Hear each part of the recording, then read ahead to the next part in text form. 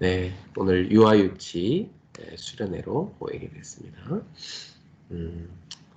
우리 랩런트 엄마들이 이렇게 우리 후대를 키우느라고 참 수고가 많습니다. 여러분이 먼저 하나님이 주시는 은혜를 받아야 잘 키울 수 있습니다. 네. 그래서 우리 부모들은 먼저 이 디모데후서 3장 14절에 17절 말씀을 언약으로 딱 잡으시고 여러분이 해야 될 걸 찾으셔야 되겠습니다. 자, 바울 사도가 디모데라는 렘넌트 제자에게 아주 중요한 얘기를 했지요. 그 중에 내용이 뭐냐면 너는 배우고 확신한 일에 거하라. 여기서 배운다는 것은 뭐냐면 성경을 배우는 얘기죠. 너는 네가 누구에게서 배운 것을 알며 또 어려서부터 성경을 알았나니. 그러니까 이 디모데는 성경을 누구한테 배웠냐? 외조모 로이스와 어머니 유니기한테 배웠고 또 바울 사도에게 배웠습니다. 또 어려서부터 성경을 알았나니. 그렇죠? 그러니까 어릴 때부터 성경을 배웠다는 이 말이 되게 중요한 말입니다. 어려서부터 성경을 알았다. 그랬어요. 그러니까 신앙생활이나 성경을 누구한테 배웠냐면 외할머니, 또 어머니, 그리고 바울 사도 이렇게 세 분의 영향을 받았죠. 성경은 능히 너로 하여금 그리스도 예수 안에 있는 믿음으로 말미암아 구원에 이르는 지혜가 있게 하느니라. 자, 이 성경은 왜 중요하냐면 우리 후대를 그리스도 예수 안에는 믿음으로 말미암아 구원에 이르는 지혜가 있게 합니다. 자, 여기 보니까 구원에 이르는 지혜 그랬어요. 이 구원에 이르는 지혜는 바로 복음을 알아야 구원을 받잖아요. 그리고 여기서 이제 구원에 이른다 이 말은요, 구원의 시작부터 완성까지를 포함하는 말이에요. 우리가 예수가 그리스도이심을 알고 그분을 나의 구주로 영접할 때 우리의 구원은 시작이 된 것이고 우리가 천국에 들어갈 때를 성경은 구원이다 이렇게 말합니다. 그러니까 구원에 이른다 이런 표현을 쓴 겁니다. 그러니까 우리는 지금 그 구원의 여정 속에 있는 것이죠. 목사님 그럼 구원을 못 받았단 말입니까? 그런 뜻은 아니고요. 우리의 신분이 하나님의 자녀가 되었습니다. 그렇지만은 시간적으로 우리는 아직 천국에 이르지 못했잖아요. 그죠? 그래서 그것을 이미와 아직이라고 해요.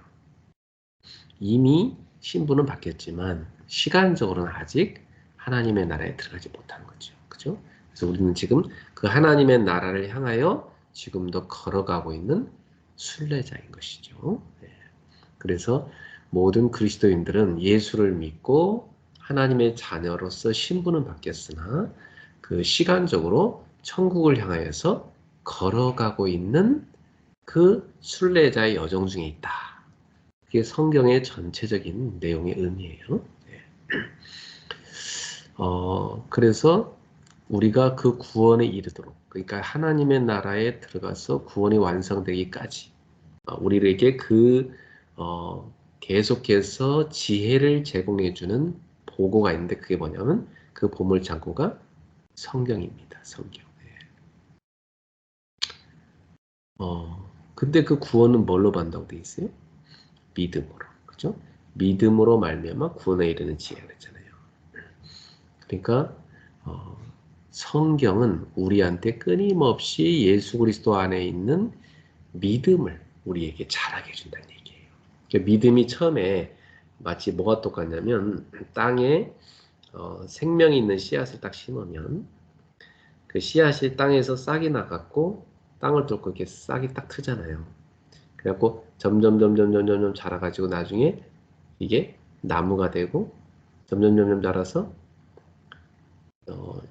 이파리가 무성해지고 과일이 거기에 주렁주렁 맺히잖아요.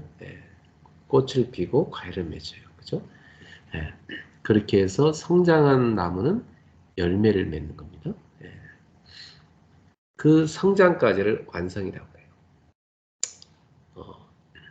그러니까 성경은 우리의 믿음을 그렇게 쑥쑥쑥 자라게 한다는 말씀이에요. 예. 그래서 우리의 믿음이 자라면서 우리의 구원에 이르게 된다. 하나님 나라에 들어가게 된다. 그래서 오직 의인은 뭘로 살아야 된다고 그랬어요? 믿음으로. 그래서 우리는 이 광야길, 천국에 이르는 이 광야길을 걸어가는 동안 믿음의 길을 쭉 걸어가야 되는 것입니다. 예. 그래서 이 구원을 출애굽기에서는 광야 여정과 관련해서 설명하고 있어요. 애굽에서 나온 걸 출애굽, 그죠? 그 신분이 이제 바뀌었죠. 노예가 아니라 이제는 해방받은 하나님의 자는 백성 되었어요, 그죠? 예. 신분이 바뀐 거예요. 그런데 이 광야길을 걸어가야 되잖아요. 그게 여정이에요, 그죠? 예. 그리고 가나안 땅에 들어간 걸 안식이라고 해요. 그게 천국을 의미합니다. 예. 그러니까 광야길 가는 동안 수많은 시험이 있잖아요. 예. 그 광야의 시험, 예. 그 광야의 시험을 통과한 자들이 어떻게 돼요? 가나안 땅에 들어가게 되는 것이죠. 예. 예수님은 어디에서 시험을 받으셨죠? 광야에서, 그렇죠? 예. 첫사람 아담은 실패했지만 마지막 아담이신 예수님은 사탄의 시험을 이기셨죠. 예. 그래서 우리가 예수님처럼 이 광야길을 가는 동안 시험을 이겨야 되는 거예요. 예. 이기려면은 우리에게 믿음이 필요해요. 예. 너희가 세상을 이기는 이김이 무엇이냐? 믿음이니라 이렇게 말씀했어요. 그러니까 우리는 믿음으로 세상을 이길 수가 있는 것입니다. 근데 바울 사도가 로마서 1장 16절, 17절에 이런 말씀을 했죠. 내가 복음을 부끄러워하지 아니하노니 이 복음은 모든 믿는 자에게 구원을 주신 하나님의 능력이 됨이라. 첫째는 유대인에게요, 둘째는 헬라인에게로다. 그러니까 유대인이나 이방인이나 다 이 복음으로 말미암아 구원에 이르게 된다는 거예요. 네. 바로 그 구원을 주는 하나님의 능력이 복음인데요. 네. 그러면서 그 17절에 말하면 이 복음에는 하나님의 의가 나타나서 하나님의 의로우심이 복음 안에 담겨 있잖아요. 우리를 구원하신 그 하나님의 의로우심이 믿음에서 믿음에 이르게 한다. 그러니까 믿음에서 출발해갖고 믿음에 이르게 한다. 완성을 말해요. 믿음의 초보에서 믿음의 장성한 성인 되기까지 믿음에서 믿음에 이르게 한다. 그죠? 네. 그 뭐가 그렇게 이르게 하는 거죠? 하나님의 복음이, 그죠? 그 하나님의 말씀이 우리를 그 구원에 이르도록 만드는 능력이라는 거예요. 그러니까 우리는 끊임없이 이 하나님의 복음을 들어야 되는 거죠. 네. 바로 그 구원에 이르게 하는 지혜, 그게 바로 복음을 말하는 것이죠. 네. 그래서 오직 의인은 무엇으로 살리라? 믿음으로 말미암아 살리라. 믿음으로 말미암아 살리라. 그러니까 우리는 보이지 않는 하나님을 보이는 하나님으로 만나게 되는 것이 뭐냐면 믿음이에요. 그 하나님에 대해서 어떤 분인지를 알려주는 교과서가 성경이고요. 그럼 성경을 통해서 우리가 지식적으로 배웠으나 그 하나님을 내 몸과 삶으로 체험을 할 때 그 하나님을 실제로 경험하고 알게 되는 거예요. 그러니까 욥이 처음에는 하나님을 귀로 그냥 듣기만 했어요. 그때는 성경책이 욥 시대는 없었어요. 그냥 하나님에 대해서 구전으로 들려주는 것밖에 없었단 말이죠. 그러면 하나님에 대해서 이렇게 들었어요. 그죠? 네. 근데 하나님의 음성도 귀로 들었단 말이죠. 네. 근데 하나님을 이제 눈으로 보듯이 믿게 됐다. 그 말은 믿음이 아주 사실적이 되었다는 것입니다. 그 말은 욥의 신앙이 이 시험 이전과 이 시험 이후에 엄청나게 대비되어 있는 표현이에요. 그죠? 네. 이전에는 자기가 그냥 귀로만 듣는 정도의 하나님이었어요. 눈으로는 보지 못한, 실제로는 체험을 많이 하지 못한 하나님. 그죠? 근데 그가 실제로 엄청난 고난을 통과한 뒤에는 이 순금 같은 믿음으로 됐어요. 단련하여서 하나님이 다 단련해갖고 당금질을 해서 단단한 믿음의 순금 100%의 믿음으로 딱 단련을 해가지고 그의 믿음을 성장시켰잖아요. 그래서 이제 그는 하나님을 눈으로 배웁니다. 그렇게 표현했어요. 그래서 우리의 믿음은 그렇게 성장한다. 자, 그렇게 되면 이제 오늘 이 본문 이해가 되죠. 믿음, 그리스도 예수 안에 있는 믿음으로 말미암아. 그렇습니다. 이 믿음으로 말미암아 우리는 어떻게 돼요? 구원에 이르는 지혜가 있게 되는 것입니다. 하나님 말씀은요, 믿음과 결부해서 붙잡아야 그게 내 것이 되는 거예요. 광야에서 이스라엘 백성들이 놓친 게 뭐였냐? 믿음을 놓친 거예요. 믿음을 놓쳐버리니까 그들은 하나님의 말씀의 능력을 체험하지 못했고 엄청난 고난만 계속했고, 그러나 그 믿음을 결부에 붙잡았던 모세나 여호수아나 갈렙이나 이런 믿음의 사람들은 뭐예요? 그 하나님의 말씀의 능력을 실제로 체험을 했던 거죠. 오늘 우리 유아유치 우리 엄마들, 우리 아빠들, 여러분이 꼭 뭘 가져야 돼요? 믿음을 결부해서 다 하나님 말씀 붙잡아야 돼요. 맞죠? 그러니까 말씀, 그 말씀과 뭐가 들어가야 돼요? 믿음. 딱 같이 붙잡아야 우리가 온전한 구원에 이르는 그런 지혜를 얻게 된다. 자, 그래서 그렇게 디모데가 이렇게 말씀을 통해서 구원에 이르는 지혜가 점점 자라게 해서 있게 됐단 말이죠. 그러면 도대체 성경은 뭘 우리한테 유익하게 하느냐? 그 뒤에 아주 중요한 설명이 되어 있어요. 모든 성경은 하나님의 감동으로 된 것으로. 이 감동이란 말은 무슨 말이냐면 영어로는요, 두 개 단어가 합쳐진 거예요. 인과 스피릿이 합쳐진 말이에요. 스피릿은 여러분 들었다시피 알잖아요. 스피릿은 뭐냐면 영, 그죠? 어떤 정신 이런 걸 말하잖아요. 인이란 말은 안에 있단 말이잖아요, 그죠? 그러니까 in spirit, in spirit. 여기에 합쳐진 말이에요. 그래서 inspirate, 감동을 주다 이런 뜻이에요. inspirate. 그리고 그게 명사가 된 게 inspiration. 그러니까 우리 속에 하나님의 영을 집어넣으셔가지고 그 하나님의 영이 우리에게 영감을 불어넣어 줘가지고 성경을 기록하게 된다. 성경 기록은 누가 기록한 거예요? 그 영감을 불어넣어준 하나님이 성경을 기록한 거죠. 그래서 모든 성경, 목사님 우리 성경 한 권밖에 없는데 무슨 모든 성경이 나왔습니까? 여기서는 scriptures, 스크립처는요 이 성경 두루마리를 말해요. 성경 두루마리가 66개가 합쳐져서 지금 우리의 성경이 됐고, 그 다음에 이 바울 사도가 말한 이 시대의 성경은 뭐밖에 없었어요? 구약 성경밖에 없었어요. 우리가 듣고 있는 신약 성경은 그 뒤에 편집돼서 나온 거예요. 알았죠? 그러니까 이때 바울이 얘기한 모든 성경은 이 말은 뭐예요? 그 당시 성들이 갖고 있는 구약 성경이에요. 보통 구약 성경을 헬라어로 번역해 놓은 거, 알렉산더 시대에 그걸 70인역이라고 해요. 70여 명의 장로를 세워가지고 그들이 그 성경을, 구약 성경을 신약의 언어인 헬라어로 번역을 했어요. 알렉산더가 그리스의 황제였잖아요. 헬라 제국. 그러니까 그 알렉산더가 그 엄청난 땅을 정복해 나갈 때 알렉산더 제국이 엄청나게 건설됐는데 알렉산더가 이 성경을 번역하라 지시를 한 거예요. 그 당시 구약 성경은 히브리어로만 기록돼 있잖아요. 그죠? 그것을 헬라어로 번역한 거예요. 그게 70인역이에요. 그래서 보통 학자들이 얘기하기는 예수님도 그 70인역을 많이 이용하셨다. 그렇게 보통 얘기를 해요. 그러니까 이때 보통 사람들은 헬라 언어권 속에 있었기 때문에 지식인들은 보통 헬라어를 다 잘했어요. 그래서 아마 이 헬라어로 번역된 성경까지도 그들이 갖고 있었다. 그렇게 볼 수 있습니다. 자, 그러니까 아무튼 간에 이 시대의 이 성경, 구약 성경, 이 모든 성경은 하나님의 감동으로 됐어요. 그죠?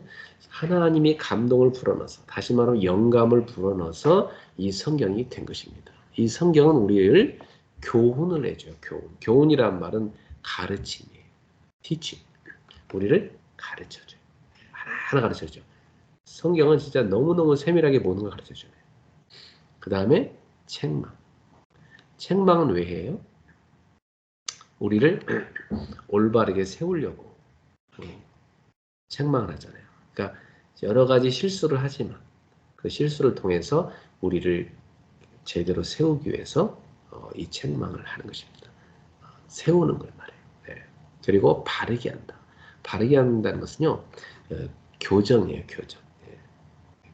correction. 그러니까 잘못된 것을 바로잡아서 세우는 걸, 이렇게 올바로 교정해 주는 걸 말해요. 그러니까 우리가 보통 교육이라 하면 아이들을 키울 때 교정해 주는 거잖아요. 네. 애가 막 밥을 먹을 때 막 휘젓고 있다면 그렇게 하는 게 아니라 이렇게 떠서 입에 넣는 거다 보여주고 그걸 교정해 주잖아요. 네. 말도 뭐 잘못하면 그렇게 말하면 이렇게 해라 교정해주고, 그죠? 성경은 그렇게 우리를 교정해줘요. 네, 죄성으로 해서 잘못된 우리를 바르게 붙잡아 주는 것입니다. 예. 예, 그리고 성경은 또 의로 교육하기에 유익하다. 여기서 이제 여기 단어가 좀 번역이 좀 애매하게 되는데요. 아까 교훈과 교육 되게 헷갈리게 돼 있잖아요. 근데 원어 성경에는 여기를 뭘로 돼 있냐면 제가 여러분한테 많이 설명했던 파이데이아라고 되어 있어요. 이 파이데이아는 자녀를 자녀답게 만드는 거예요. 그렇죠? 여러분 자녀를 여러분 어떻게 키워요? 가장 훌륭한 자녀로 키우기 원하잖아요. 그걸 말하는 거예요. 의로 우리의 자녀를 교육을 해서 가장 자녀다운 자녀로 키우는 거예요. 그래서 여러분 자녀를 최고의 자녀로 키우는 거예요. 뭘로? 하나님의 의를 심어서.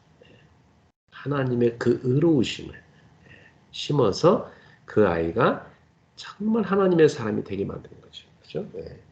하나님의 자녀다운 자녀가 되게 만드는 거예요. 네. 그게 여러분이 하셔야 될 아주 중요한 것입니다. 네. 여러분이 하셔야 돼요. 우리가 바로 그 교육을 하는 부모다. 그렇죠? 네. 자, 그러면 이렇게 우리 자녀를 성경을 통해서 가르치기도 하고 책망하기도 하고 또 교정해 주기도 하고 또 이 훈련, 파이데이아는 가장 좀 알아듣기 쉽게 한국말로 번역하면 훈련이에요. 훈련. 디서플린. 훈련시키는 거예요. 다른 한국 번역에는 징계라고 번역이 되어 있어요. 그러니까 우리가 이 하나님 말씀으로 우리 아이를 정말 자녀다운 자녀를 키우기 원하기 때문에 징계라는 거예요. 그죠? 그냥 내팽개쳐 놓으면 그건 사랑이 아니잖아요. 근데 진짜 부모라면 아이를 징계해요. 그래서 바르게 서게 만들어요. 그 디서플린, 훈련을 시킨다고요. 그래서 애가 아주 훌륭한 아이가 되게 만드는 거예요. 그게 성경으로 하는 교육입니다. 그래서 결국 우리는 우리 아이를 어떤 작품으로 만드는 거예요? 선한 일을 행할 능력을 갖춘 온전한 사람으로 만드는 거예요. 그렇죠?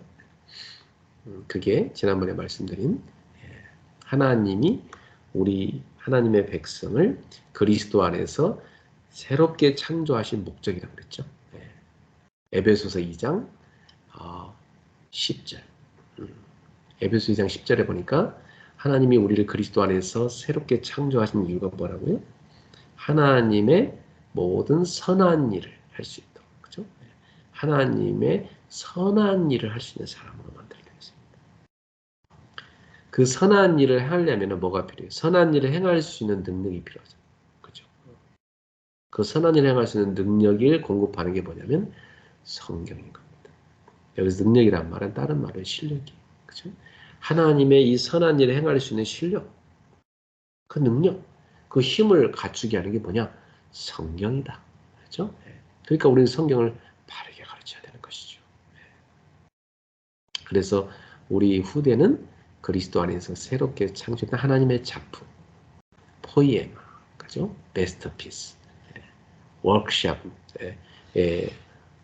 바로 워크맨십이라고도 하고, 바로 이 마스터피스, 하나님의 그 작품, 그죠? 네.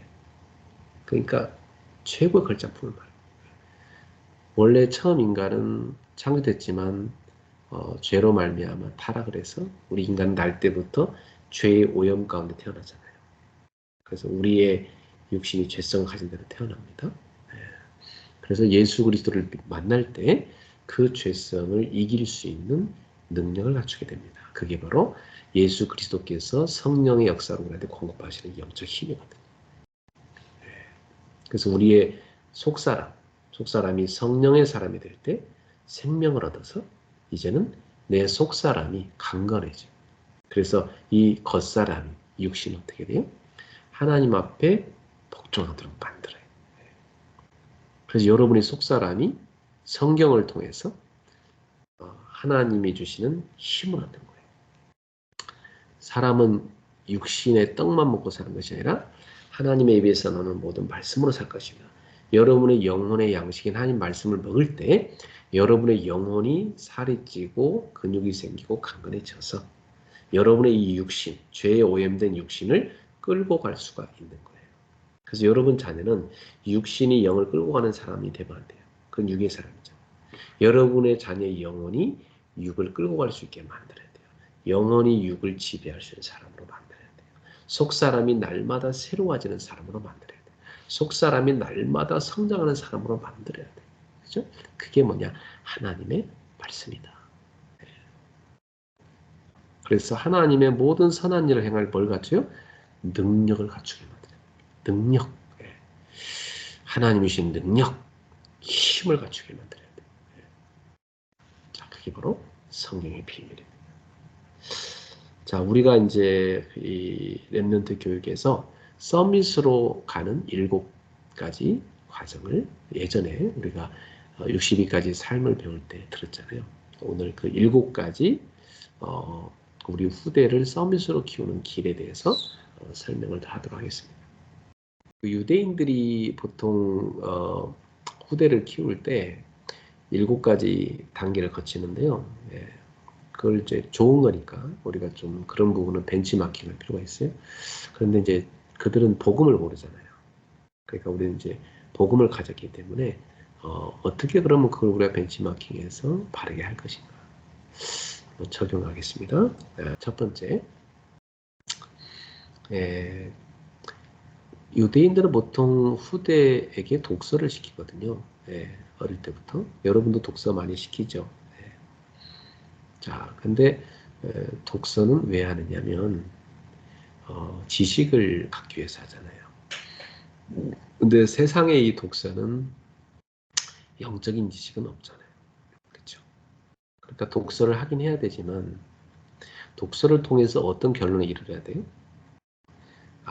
이 세상 지식은 영혼을 살릴 수는 없구나. 그렇죠? 내 영을 살릴 수는 없는 거다. 이 세상 지식이. 그 결국은 하나님 말씀으로 가야 된다. 그렇게 돼야 됩니다. 그래서 여러분 자녀가 어릴 때부터 책을 많이 읽긴 해야 되지만 항상 성경을 더불어 읽게 만들어야 돼요. 그래서 세상 지식을 공부하면은 성경을 읽고 그것을 편집할 수 있게 만들어야 돼요. 올바른 지식으로 말이죠. 제가 어릴 때 그 교회를 다녔는데 그때는 요만한 신약 성경이 있었어요. 성경책도 어릴 때 좀 비싸가지고 요만한 어린이 성경책이라서 우리가 보통 신약 성경만 들고 교회를 다녔거든요. 거기에 시편이 하나 들어가 있었고 지금도 기억나요. 어릴 때 들고 다녔던 그 성경책. 그죠? 들고 주일학교에 갑니다. 그럼 주일학교에서 꼭 뭘 하냐면 요절이라는 곳에서 중요한 성경 구절을 하나씩 외우게 만들어요. 그래가지고 그걸 언제 오냐면 예배 끝나고 이제 분만 공부 시간이 있어요. 그때 이제 이렇게 반별로 모이는데 그때 선생님이 요절 외운 사람 외워봐라 그래요. 그렇게 손 들고 이렇게 외우면 연필 한 자로 이렇게 선물 상으로 받고 그랬어요. 그래서 꼭 교회 다닐 때 성경책과 더불어 하나 같이 쓰는 게 뭐냐면 요절 그 수첩이었어요. 요절 암송 수첩. 그래서 예배 끝나고 나면 선생님이 오늘의 요절 적어라 했을 때 그걸 적어요. 우리가 쭉 적어놓고 이걸 한 주간 외워갖고 와라. 그러면 이제 그 요절 노트를 한 주간 자꾸 외우는 거죠. 그때 어릴 때 외운 게 지금도 머리에 딱 박혔어요. 그러니까 성경을 내가 알기 때문에 세상 지식을 내가 공부를 하더라도 뭐 예를 들어 학교에서 뭐 진화론 같은 걸 배우더라도 아 이건 틀린 지식이다. 그렇죠? 내가 학교에서 시험 칠 때야 뭐 이 사람들 가르침을 써야 되지만 그러나 나는 하나님의 자녀이기 때문에 이건 좀 틀린 지식이다. 창조론을 갖고 있잖아요. 그래서 그걸 편집을 해서 내 속에 올바른 지식으로 저장하는 거죠. 이게 아주 중요한 겁니다. 그럼 아이들이 어릴 때 성경을 모르면 그게 가능합니까?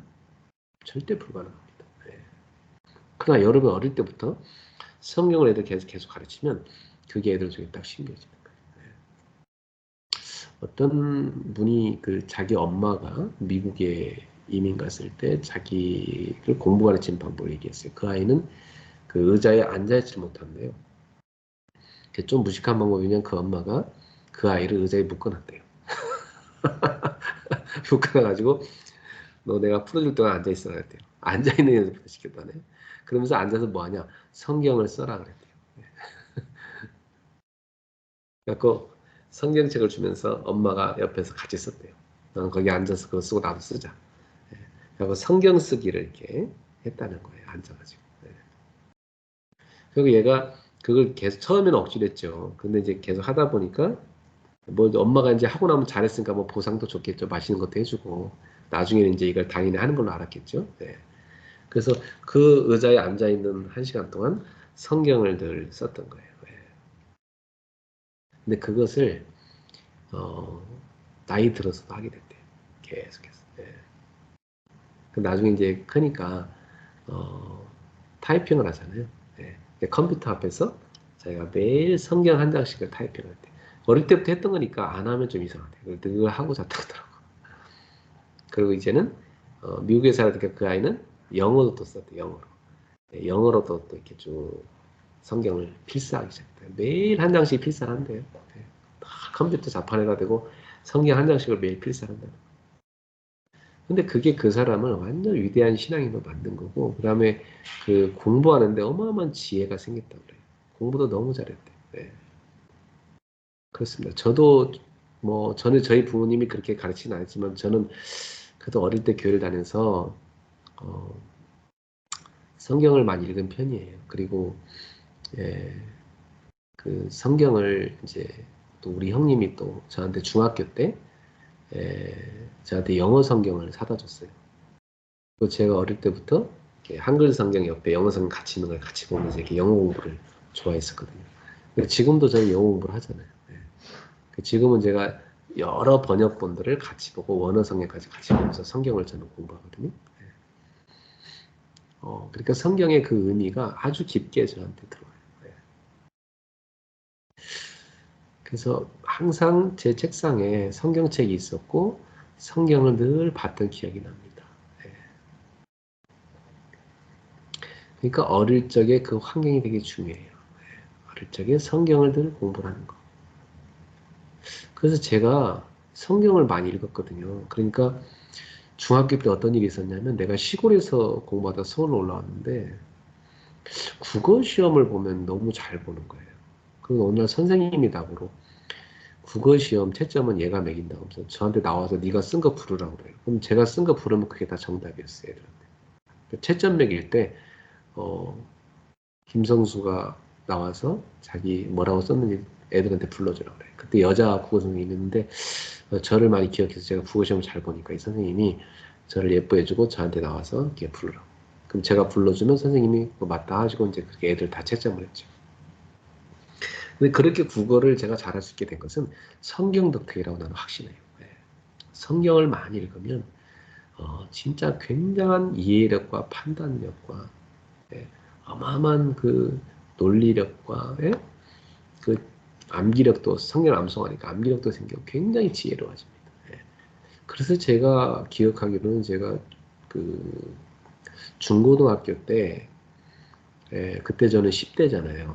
그때 30대 분들이 선생님이었어요. 30대, 40대. 그분들하고 앉아서 대화가 됐어요. 나는 이제 겉늙은 거죠. 어른들하고 대화가 되니까. 지금도 저는 제 나이 또래 친구들은 되게 어리게 느껴지고, 만나서 얘기하면 너무 어리게 느껴져요. 예.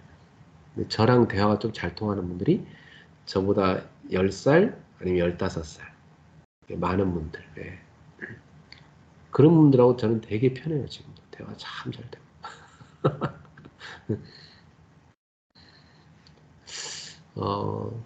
어릴 때부터 성경을 알게 되면 굉장히 지혜로워지는 게 맞습니다. 성경을 통해서 여러분 자녀가 이 올바른 세상 지식을 분별할 수 있는 그런 지혜를 갖게 만들어줘야 됩니다. 그게 첫 번째가 독서와 성경입니다. 자연스럽게 성경적으로 지식을 편집할 수 있게 만들어야 된다 하는 겁니다. 여러 가지 책이 너무 이상한 게 많잖아요. 그죠? 그 성경 비슷하게 써놓은 말 되게 많거든. 그런 것들을 탁탁탁 분간을 할 수 있어요. 어릴 때부터 보고. 우리 아이들도 어떤 때 보면, 저건 잘못된 건데 하고 딱 분별하더라고요. 그러니까 그 어릴 때부터 우리 후대들에게 복음이 들어가서 그렇게 된 것이죠. 두 번째는 위인전을 많이 읽잖아요. 저는 어릴 때 위인전을 보통 이제 학교에 있는 그 낡은 책들이 있었어요. 초등학교 때. 집에는 책이 거의 없었고. 낡은 책들이 있었는데, 그 낡은 책 가운데 그 우리나라의 그 의병들, 그죠? 의병들과 독립운동했던 분들, 임진왜란 때 의병운동했던 분들, 그 다음에 또 삼국시대의 장군들, 그리고 뭐 독립운동했던 분들, 이런 분들의 위인전이 학교에 있었어요.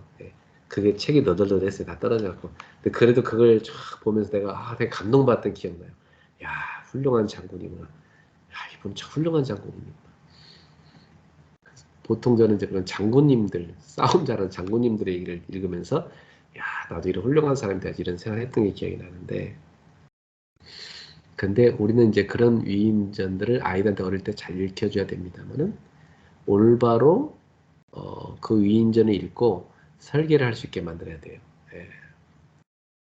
이게 무슨 말이냐면, 결국, 예, 우리가 어릴 때부터 읽었던 위인들은 보면, 싸움 잘해서 사람 많이 죽인 사람을 위인으로 배웠고, 제가 학교 다닐 때 동아출판사에서 나오는 그 전과라고 모든 과목에 대한 그 해답 같은 게 나와 있는 그런 참고서예요. 모든 과목이 한 권의 책에 딱 들어간 게 전과라는 책이었어요. 그 전과 책의 맨 앞에 딱 표지에 동아출판사 그 전과의 표지에 뭐냐면 그 나폴레옹의 사진이 하나 딱 붙어 있었어요. 위인이라 이거죠. 그러니까 어릴 때 우리는 나폴레옹이 되게 훌륭한 사람으로만 생각을 했었어요. 네. 근데 결국 성경적으로 보면 나폴레옹이 하나님 모르고, 그죠? 네. 자신의 이름을 높이기 위해서 정복자였잖아요. 네. 얼마나 많은 사람 죽였겠습니까? 네. 그러니까 한면으로 반대편으로 보면 그런 사람이 사람 많이 죽이는 하나의 정신병자지 위인이라고는 볼 수는 없어요. 또 다른 쪽에서 위인이라고 볼 수 있겠지만 반대편에서 보면 그런 사람은 되게 나쁜 사람인 거예요. 위인이 아니라. 그 사람 때문에 얼마나 많은 젊은이들이 죽었겠어요. 그러니까 이걸 성경적으로 보면은 인간이란 존재는 아무리 위인이라 하더라도 하나님 모르면 그렇게 많은 사람 죽이는 자로 자신의 이름과 야망을 세우려는 바벨탑을 쌓는 자로밖에 안 보이는 거예요. 그걸 볼 줄 알아야 돼요. 지금 막 정치인들이 막 서로 패권 싸움을 하는데 가만히 보면 정치인들도 뭐예요?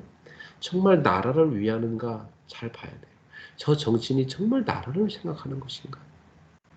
아니면 자신의 야망을 위해 저렇게 하고 있는가? 그걸 꿰뚫어 볼 수 있어야 되거든요. 그죠? 그래서 결국 인간이란 존재는 그렇게 창세기 3장, 6장, 11장에 붙잡혀 있다.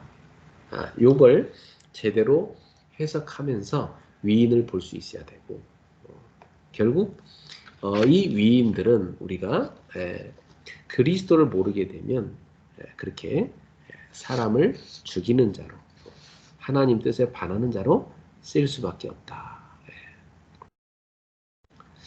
왜 저런 위인들이 저렇게 훌륭하지만 안 되느냐? 한 가지. 그리스도를 몰라서 그렇다. 이걸 알려줘야 되는 거죠. 그리스도를 몰라서. 그러니까 여러분들이 위인전을 뭐 애들한테 이걸 읽어주다가도 마지막에 꼭 그 얘기를 해야 돼요. 아, 이분이 이렇게 훌륭하게 된 것은 참 좋은 면이 있지만, 그러나 그리스도를 몰라서 이 사람이 어떻게 보면 자신의 야망을 위해서 많은 사람을 죽였다. 그렇죠? 또 그리스도를 몰랐기 때문에 사실은 이 사람은 영적인 문제를 해결하지 못했다. 이걸 알려줘야 되고요. 또 한편으로 성경에 있는 위인들을 가르칠 때는 이 사람이 되게 훌륭하다 이렇게만 끝나면 절대 안 됩니다. 다윗, 뭐 요셉, 뭐 사무엘, 뭐 대단하다, 뭐 바울 대단한 분이다 이렇게만 설명하면 잘못 설명한 거예요. 이분들도 다 우리처럼 똑같이 연약한 사람인데 하나님의 은혜를 입은 것이다. 하나님의 은혜를 입어서 이 사람들이 이렇게 훌륭하게 된 것이다. 그걸 꼭 여러분이 견원에 가서 얘기를 해주셔야 됩니다. 그러니까 우리는 성경의 위인들을 가르칠 때 뭘 가르쳐야 되냐면 이 인물한테 포커스를 둬서 인물이 훌륭하다고 설명하면 안 되고 이 사람들을 그렇게 훌륭하게 만든 분이 누구냐? 하나님이시다. 하나님께서 이 사람을 그렇게 훌륭하게 쓰셨던 것이다. 그래서 우리도 하나님께 붙잡힌 사람이 되어야 된다. 그죠? 하나님을 정말 알고 믿고 누리는 사람이 되어야 된다. 이렇게 여러분이 가르쳐야 됩니다. 그러니까 하나님의 역사, 인물을 통해서 우리는 뭘 봤냐? 하나님이 어떻게 이 사람을 쓰셨는가? 이렇게 봐야지. 이 사람이 어떻게 훌륭했는가? 이런 관점이 아니라는 거. 알아들으셨죠? 네. 하나님이 어떻게 이 사람을 쓰셨는가? 그걸 가르쳐야 되는 겁니다. 또 불신자 위인을 얘기할 때는 이 사람이 그리스도를 몰라서 결국 이렇게 되었다. 그것도 설명을 해주셔야 됩니다. 또 그리스도를 알았던 훌륭한 그 신앙인 크리스천들 있잖아요. 이런 분들은 그리스도를 알았기 때문에 이렇게 되었다. 그걸 설명해 줘야 돼요. 그게 맞는 거잖아요. 네. 자, 세 번째로는 유대인들은 세 가지 절기를 어릴 때부터 생활화했어요. 그러니까 우리나라가 명절이 되면은 아이들이 자연스럽게 보잖아요. 그 집에 가족들이 모이고 제사상 차리고 절하고 이런 거 어릴 때부터 보고 저는 어릴 때부터 늘 그거 보고 자랐어요. 그러니까 명절은 좋아요. 막 손님들이 오니까 좋고 맛있는 음식 하니까 좋고 그 제사를 해야 또 맛있는 음식을 먹으니까 제사도 좋게 생각했단 말이죠. 그리고 제사상 앞에 절하면 어른들이 칭찬을 많이 해요. 아이고 절도 잘한다. 그래서 그 칭찬 들으니까 기분 좋았으면 또 열심히 절하고 그랬단 말이죠. 그러니까 어릴 적에 유대인들은 세 가지 절기, 유월절, 수장절, 그 오순절, 그죠? 이 세 가지를 늘 어릴 때 가르쳤어요. 6월절은 영적인 의미가 이제 구원이고, 엑소더스 한 거잖아요. 해방받은 거, 구원이고, 그리고 그 오순절은 이제 광야길 가는 동안, 하나님이 함께 하시고 그들을 보호하셨다. 동행하셨다는 의미예요. 그게 바로 성령의 동행하심. 그 비밀이고요. 우리가 이 땅에 살아가는 동안 그 성화의 과정한테 성령의 역사로 성화의 과정 거치죠. 그리고 수장절은 이제 알곡을 모아서 창고에 저장하는 거. 바로 그 이스라엘 백성이 가나안 땅에 들어가서 수확을 해서 창고에 저장했잖아요. 하나님 나라의 영적인 알곡으로서 우리가 들어가게 되는 거. 그 하나님 나라의 배경을 영적인 의미로 볼 수가 있어요. 그러니까 이 세 절기는 사실 유대인들은 영적인 비밀을 모르고 단순히 자기 민족적인 독립일, 그죠? 이 애굽으로부터 독립한다. 뭐 이렇게 이런 의미로 또 광야길 가는 동안 보리 농사를 쳐서 자기들이 또 이렇게 살아남게 된 비밀. 그래서 또 이들이 수장제를 통해서 농사를 져서 창고에 저장한 비밀. 뭐 이런 정도로 이스라엘 백성들이 어려운 삶을 살아온 그 역사를 가르치는 교훈으로 가르쳐야 했거든요, 사실은. 그러나 우리는 그렇게 끝나면 안 되죠. 우리는 영적인 비밀을 가르쳐서 구원의 비밀을 설명해 줘야 돼요. 그러니까 우리는 어릴 때부터 아이들한테 구원의 비밀을 자세히 가르쳐 줘야 되는 것입니다. 예.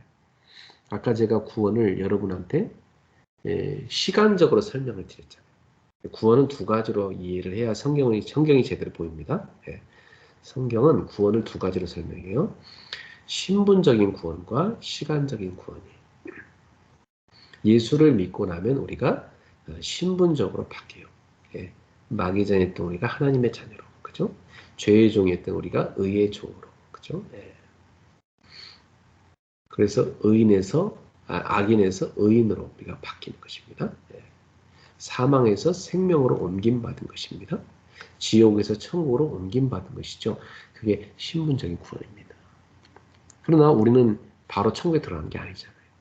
천국의 백성으로 소속은 됐지만 우리 이 땅에서 나그네 삶을 살다가 하나님으로 들어가게 되는 거죠. 그러니까 구원을 성경은 시간적으로 또 설명을 합니다. 그래서 바울 사도의 그 글들을 보면 시간적 설명이 상당히 많이 나와 있어요. 그래서 우리는 지금 구원의 완성을 향해 가고 있다. 그러면 그 구원의 완성을 향해 가려고 하면 성경을 잘 배워야 되는 거죠. 네.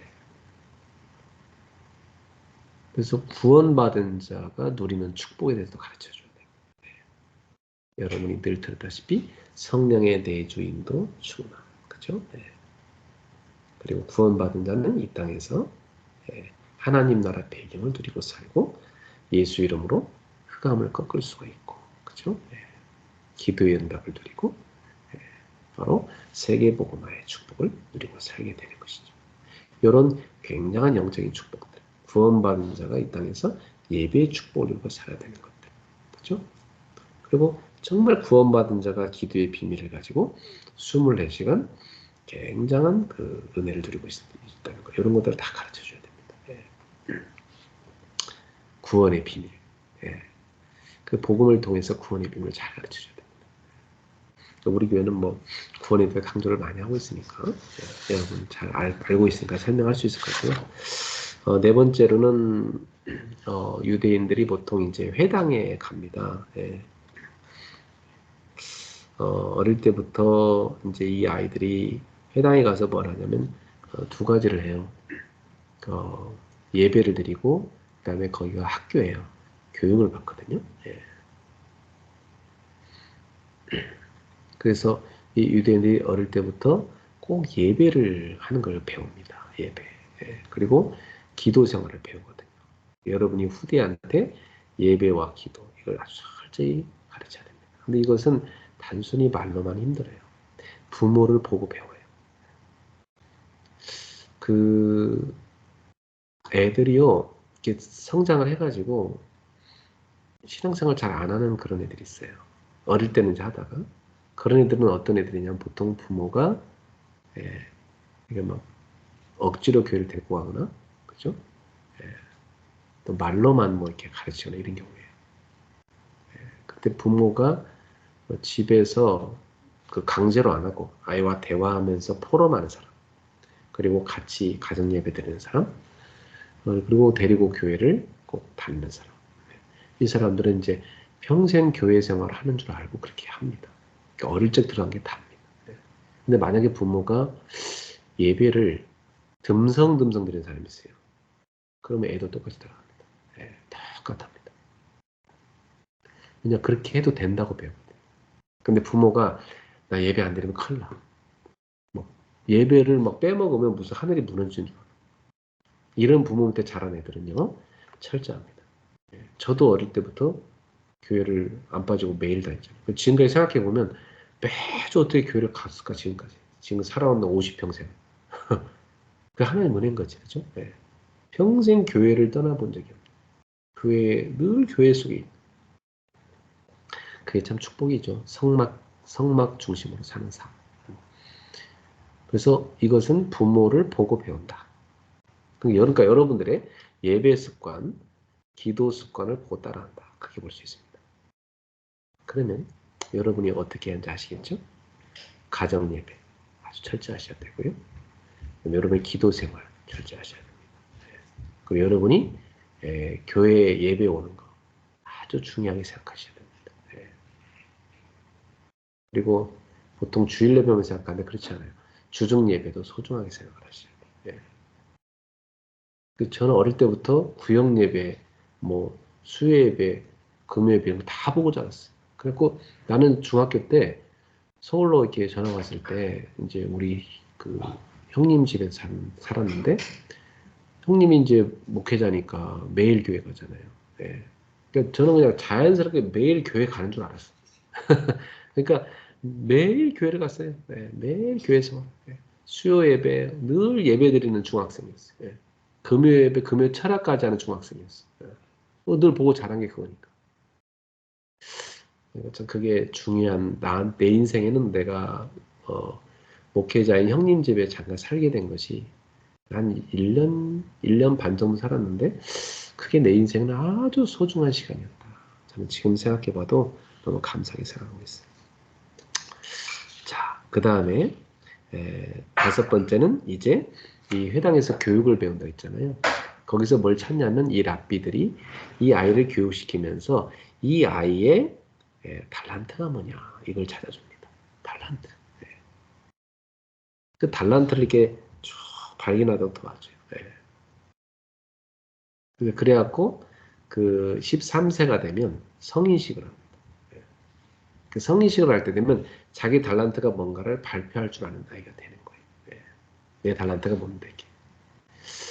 일본은 18세에 성인식을 하더라고요. 이번에 우리 일본 그 아야나가 성인식을 했다고 사진을 이제 아야나 엄마가 전에 사진을 이렇게 보냈는데 보니까 막 기모노를 이렇게 쫙 화려하게 차려입고 그리고 딱 이렇게 사진을 찍은 거 보여주는데 일본은 그 성인식을 국가에서 대대적으로 합니다. 과에 중학교 동창들이 다 지역마다 모이도록 그 시에서 주최를 해서 합니다. 큰 홀을 빌려서 홀에서 그 나와서 성인식을 이제 행사를 해주고 막 애들 엄청 박수를 쳐주고 그 다음에 동창들끼리 쫙 이렇게 학교별로 모여요.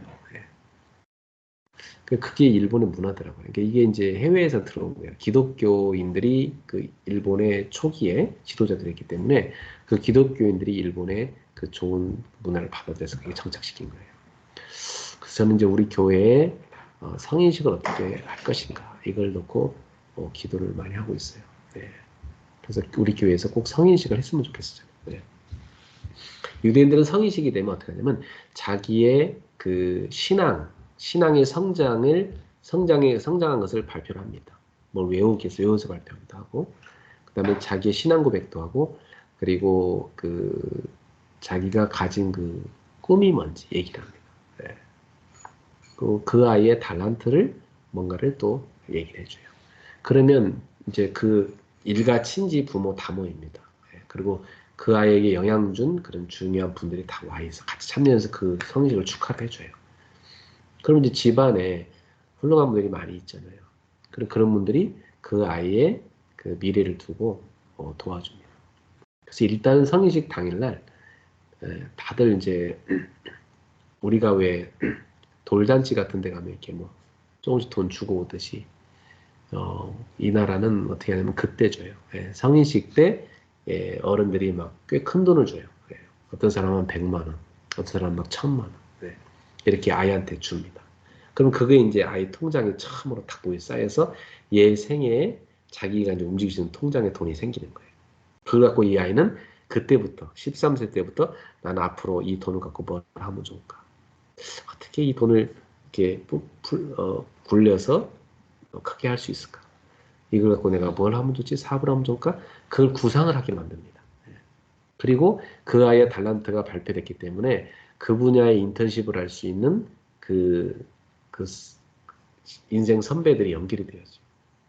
그럼 얘가 변호사를 하고 싶다 그러면 그 집안의 변호사인 사람이 이 아이를 인턴십을 해줘요. 근데 집안에 없다 그러면 다른 쪽에 또 섭외해서 연결을 시켜줘요.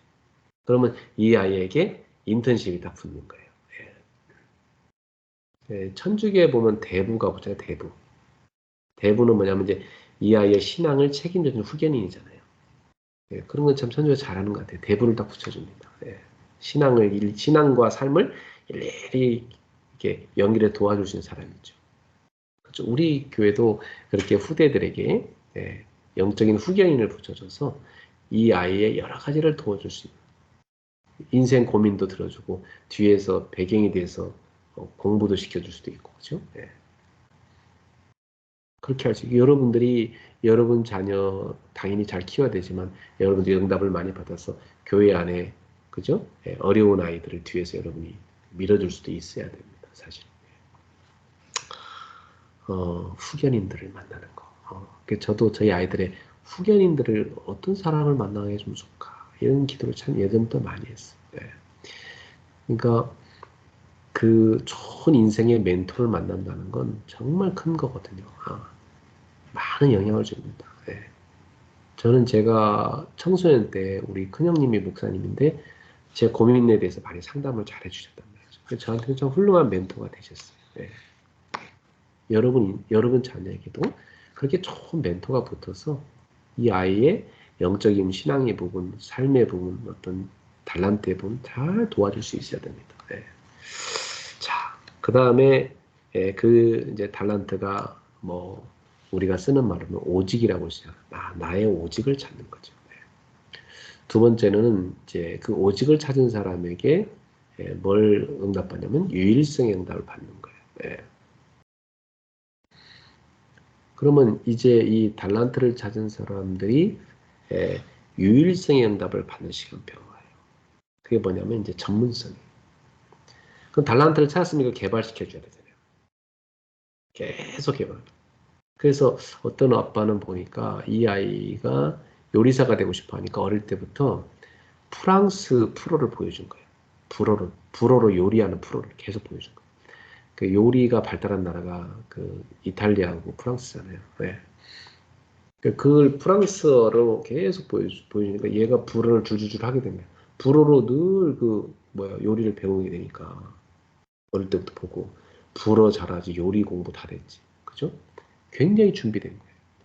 이렇게 해가지고 그 아이가 그 분야의 전문성에 딱 응답받게 도와준 거죠. 그래서 나중에 얘는 불어 배웠으니까 이제 프랑스로 유학 갈 거야 이렇게 된 거죠. 그 유학 가가지고 유명한 호텔 가서 또 공부하고 다 배우고 그죠. 그래갖고 훌륭한 요리사가 되는 거예요. 그게 전문성 응답이고 그게 유일성이죠. 그다음 마지막으로 일곱 번째가 이제 재창조. 그럼 이제 내가 어떤 분야에 탑이 됐으면 그걸로 끝나는 것이 아니라 그동안 이제 다른 사람 걸 배운 거니까 이제 내 것이 나와야 되잖아요. 그게 재창조예요. 지금까지는 없었던 것을 새롭게 재창조해서 만들어낼 수 있는 사람이죠. 물론 그게 하나님의 축복으로 되는 거지 인간이 재창조하는 건 아니죠. 하나님께서 재창조 역사 응답을 주시는 것입니다. 그래서 나의 현장이 나오죠. 그게 현장성인데요. 이제 나의 현장을 찾아서 그 현장에서 지금까지 없었던 새로운 것을 탁 만들어낼 수 있는 사람이 되는 거예요. 하나님의 축복으로 그 재창조의 축복을 누린 사람. 현장성, 재창조. 이것을 할 수 있는 우리 후대가 되게 만들어야 됩니다. 아주 중요한 과정이라고 생각해요. 이렇게 해서 영적 서밋이 되는 겁니다. 어릴 때부터 이렇게 쭉 올라갈 수 있도록. 제가 아이들 방에다가 7가지에 대해서 그림으로 그려갖고 붓글씨로 이렇게 다 붙여줬어요. 늘 보라고 그거. 공부하다가 뭐 잠깐 보게 되겠죠. 언제든지 보면서 나는 지금 이렇게 준비를 해서 영적 서밋으로 가야 되는구나. 이렇게 해나갈 수 있게 되겠죠. 그렇죠? 네. 제가 지금도 애들 기도 수업 줄 때 기도 수업 표지에다가 스피리추얼 서밋이라고 딱 제가 매직으로 써주고요. 거기에다가 애들이 이번 달에 꼭 실천해야 될 것 몇 가지 꼭 메모를 해줍니다. 이거 보고 너네가 한번 해보라. 뭐 설명을 많이 하지 않고 그냥 써서 주기만 해도 기도 수업 자기가 볼 때마다 이번 달에 내가 이거 해야 되는구나 하고 가기면 되겠죠. 네. 자, 좀 이제 마무리를 해야 되겠네요. 네. 자, 지금까지 설명한 거 여러분 이제 잘 들었으니까 이제 마무리로 이렇게 해봅시다. 어릴 때부터 아이들이 이렇게 걸어가려고 하면은 사실은 기도가 되는 아이가 돼야 돼요. 기도가 되는 아이. 저도 우리 아이들한테 기도를 가르치는 거 제일 중요하게 생각을 했었거든요. 그래서 기도 수첩을 가지고 이제 기도를 하게 만들었는데 자기하고 하나님하고 1대1로 대화할 수 있는 아이로 만들어줘야 되잖아요. 네. 그래서 기도를 이제 어릴 때는 이렇게 써봐라. 그래서 기도책에 자기 기도를 쓰게 만들고 지금도 애들이 기도책에 자기 기도를 써요. 하나님하고 이제 1대1로 대화할 수 있도록 만들어줘야 되죠. 그러면서 여러분이 어릴 때부터 호흡 기도를 좀 가르치세요. 어릴 때부터 천천히 숨을 들이마시면서 그리스도를 부르게 만들고요. 숨을 hold, 멈췄을 때는 성령 충만과 오래 걸구하도록 이렇게 만드시고, 그 숨을 천천히 내쉬면서 하나님의 나라가 지금 내 위에 임하고 모든 흑암이 꺾이게 하옵소서. 이렇게 또 내가 가는 곳에 하나님의 나라 임하게 하옵소서. 237 나라 5천 영접 세계 임한 대에 하나님 나라 임하게 하옵소서. 그 어릴 때부터 아이들이 뭐예요? 지구를 품어야죠. 그죠? 네, 우주를 품어야 돼. 세계를 품은 아이로 다 만들고 기도하게 만들고, 나는 세계복음화에서 오늘도 공부한다. 그죠? 그것 때문에 오늘도 나는 지혜가 필요하고 하나님 능력이 필요하고, 내가 오늘도 운동도 해야 되고 미래를 준비해야 되고 독서도 해야 되고 이런 것들이 되어져야 되는 것이죠. 그래서 애들이 어릴 때부터 영적 힘이 있어야 공부도 하고 세상 문화를 이겨낼 수가 있잖아요. 영적 힘이 없으면 다 당합니다. 완전히 무너집니다. 청소년들하고 대화해보면요. 요즘 시대는요. 청소년들 너무나 많이 무너져요. 정말 이 복음을 철저하게 어릴 때부터 하지 않으면 거의 다 무너진다고 볼 수 있어요. 지금 세상 청소년들의 문화는 옛날 여러분 대학생 시절에 하던 문화 있죠. 그게 지금 중고생한테 내려갔다. 그렇게 보면 맞아요. 여러분 대학생 때 하던 거 있잖아요. 여러 가지 세상 문화. 그게 지금 중고생이 그대로 한다니까요. 굉장히 빠릅니다. 지금. 그래서 어릴 때부터 깊이 호흡 기도를 깊이 그리스도를 십자가 수 있도록 그렇게 만들라는 거. 그래서 4초 들이마시고 7초 멈추고 8초 내쉬고 이걸 한번 여러분 연습을 평상시 하시고 아침이나 밤에 좀 의식적으로 그런 시간을 좀 문 열어놓고 한 10분이라도 해보세요. 그러면 그게 이제 점점 여러분한테 시스템이 되거든요. 그럼 온종일 살아가면서 늘 됩니다. 그리스도 그렇게 하세요. 편안하게. 나의 주 그리스도 이렇게 편안하게. 나의 주님 나의 그리스도 고백하세요. 그죠? 그 안에 의미가 다 들어가 있잖아요. 삼중직, 그죠? 지금 저에게 성령 충만, 세계복음할 수 있도록 영력, 지력, 체력, 경력, 인력을 부어주소서. 그죠? 그럼 7초 걸려요.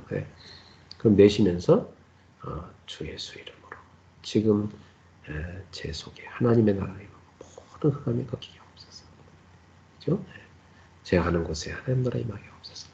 내 속에 모든 불신앙과 두려움과 상처가 떠나게 하옵소서. 그리스도 이름으로 모든 흑암은 떠나갈지어다 하면서 쭉 내뱉는 걸 여러분이 후대와 함께 할 수 있기를 바랍니다. 오늘 디모데후서 3장 14절에 17절 아주 중요합니다. 이 속에 저는 후대 교육의 모든 내용이 들어있다. 그렇게 볼 수 있어요. 여러분이 하나님의 사람으로 온전케란 말은 퍼펙트예요. 그러니까 성장의 의미예요. 미숙한 아이를 성숙한 아이. 그래서 온전하게 한다면 성숙하게 한다는 뜻이에요. 하나님의 사람으로 성숙한 하나님의 사람으로, 그죠? 그렇게 성장시켜서 모든 선한 일, 하나님을 나타내는 이 선한 일을 세계복음하는 이 선한 일을 행할 능력을 갖추는 그 파워 크리스천을 만드는 여러분 되기를 바랍니다. 기도하겠습니다. 하나님 감사합니다. 오늘도 우리 후대들에게 복음을 심을 수 있는 중요한 시간 주심을 감사합니다. 우리 렘넌트를 키우는 우리 부모들이 먼저 하나님의 사람으로 온전케 돼서 하나님의 선한 일을 행할 능력을 갖춰서 우리 후대에게도 그대로 전달해 줄 수 있는 최고의 교사요, 최고의 영적 멘토요, 최고의 부모가 되게 하옵소서. 예수님의 이름으로 기도합니다.